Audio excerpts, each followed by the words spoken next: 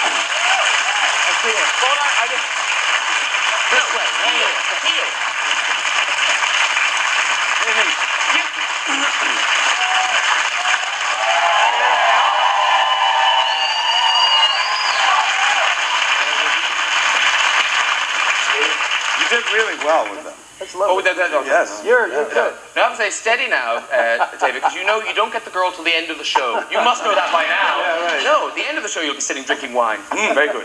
Now, listen, that response, I mean, last night, National Television Awards, I mean, the response then, the response now, I mean, on all this time later, it must be, is it fantastic? It must be fantastic being Starsky We survived! But more than, but you're loved. You're loved. It must be, do you just accept it, or do you ever kind of sit back and think, why is it that show of all the shows has survived so well and you're still so popular? Well, that's always a puzzle.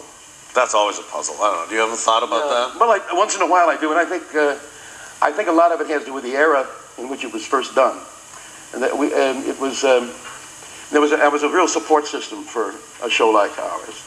It also took off in a kind of weird and fast kind of way, and I think, but underneath all of it, the red car and the cardigan and all that, those kind of devices, there was a real friendship that people could see. There was a magic and there was a friendship. But and also, it was good. Yeah. I mean, and still is. It kind of holds up. I owe it all to Paul. He does. But also, it was kind of in the way that kind of nowadays, you know, the shows kind of they trade on kind of being a bit quirky. For a cop show, it was a very quirky cop. I mean, you were a vegetarian for no good reason. It seemed. What happened? I mean, things like that. Or, were those any of that your idea, or did you just stepped in and you were just told you were the vegetarian? That wasn't our idea, was it? The vegetarian thing? No, I don't think so. No. What it did do, though, it was like, before then you got cops that basically behaved like, you know, just give me the facts, ma'am. You know, I'm here to, you know, I'm here to get the facts. Yeah. What Paul and I brought to it, I think, was a kind of humanity to these two guys. And that's where the police finally, in the years after, this is what they really loved about the show, because it showed that cops are also human beings. We were human beings first and cops second. So we'd say, give us the facts, ma'am, please. I'm a vegetarian. Excuse him. He can't look at the body. He doesn't like the blood. And was there any reason why you did all the driving? Him, you mean? Yeah. Well, he's not talking to the wall. He just hadn't heard me. I was thinking of how to protect him. Oh, it's not a deep question, Paul. It's not a deep question. Just answer it. He wanted to drive. He wanted to drive, but they I didn't want to drive that red thing. No. But you wanted to drive. Yeah, but not that red car. That's right. Here comes the. That's undercover cops, right? Guys, look, here's that red car coming again. And similarly then, with the clothes and the fashion, did you have any say? Did you choose your lovely cardigan? Oh yes. Oh yeah. Did you really? Well, I had a cardigan. I was wearing a cardigan when I auditioned. A sweater, Paul. A sweater. No. Well, no, was it front? That's right, it's a sweater. The Earl of Cardigan, and it's a sweater, but it's a cardigan. No, now, what was it, though? Who's on first? Did it do that, or was it over the head? No, it did that. It's cardigan. The cardigan. Yeah, cardigan. Yeah, it's cardigan. Yeah. And yeah. I'm not. I'm talking to you. Yeah. So how many of, because it was really, the main cardigan was the beigey brownie cardigan. Right. Now, how many of them were there? Well, once we started the show, I think there were probably 2 or 3 in the wardrobe truck. Is that all? Yeah. You know, at the time, they were one of the more attractive things you could buy down on Alvarado Street, downtown Los Angeles. Oh, okay. The Mexican section. The Mexican section. Oh, was that the Mexican background? Yeah. Because I have to say, because I grew up in the middle of nowhere in Ballycuddy, Cork. Oh, yeah, where's that? Exactly. And Woman's Weekly, I don't know if anyone remembers, they published a pattern for Starsky's cardigan. My mother knitted it for me, complete with knitted belt. I'm here to tell you, it might have been the height of fashion in Bay City. Bandon County, Cork, it didn't really fly. No, I just look like someone's granny. I was like a little boy granny in my yeah, it didn't work. It didn't work. No. Well, actually, you know, when they went to do the movie, they told me that particular pattern had been discontinued.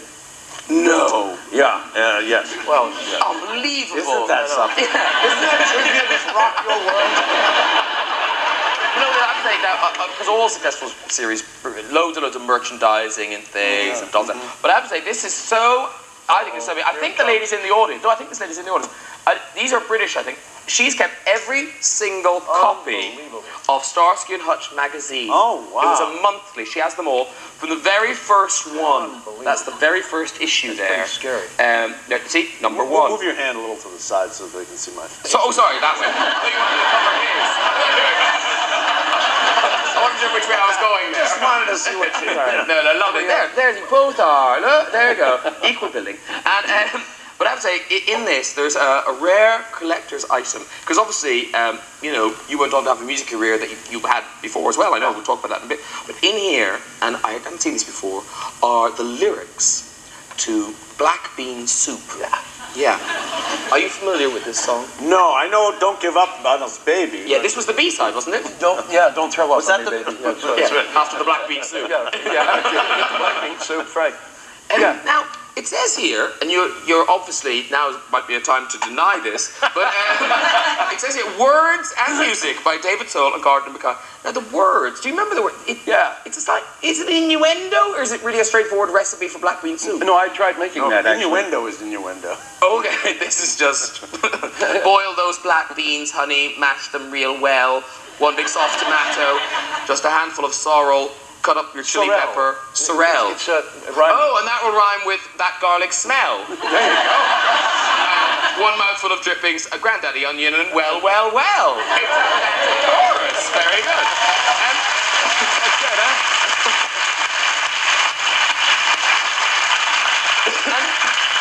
So that, but your careers have since, obviously, you started directing while you were still doing the show, didn't you? Yeah. And now, was that very odd for you? Did you direct any? Yeah. Oh, you did? Yeah. You both got to go. Yeah. He's a very good director.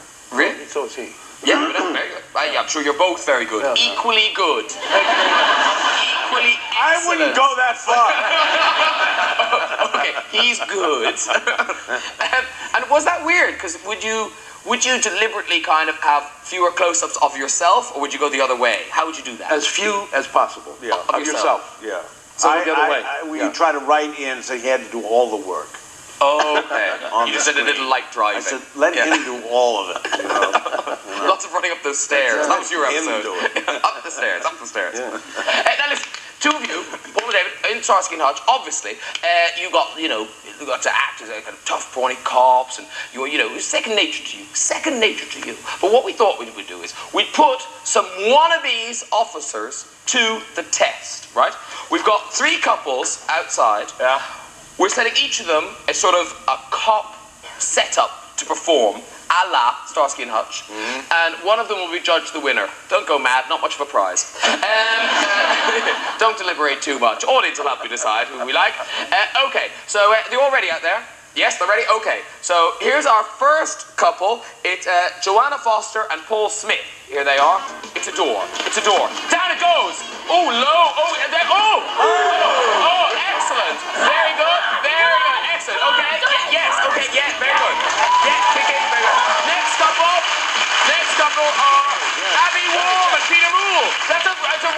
Robber with money. Is he through the boxes? Excellent. Nice tackle. But no cardigan. Here we go. It's a car. It's a car. Where's Lofty Nod? It's Jerry Miller and Chris Hannah. Excellent. Very good. Yes. Get them out of that car. Arrest them. Arrest them. Cuff them. Cuff them. Very good. Very good. Okay. Oh, man. I don't know. Someone's got to win. Someone's got to win. Is there clear favorites? I don't know. For me, it's a toss-up to 1 and 3. I don't know. What the audience? 3. You like 3? There's 3. It's Jerry Miller and Chris Hannah. Well done, the two of you. Congratulations. We're going to send you on a champagne VIP trip on the London Eye. Yes, we are. That's it. Join us on the full day round the break. We'll be fighting off our audience's advances. I'll see you in a second. Bye-bye.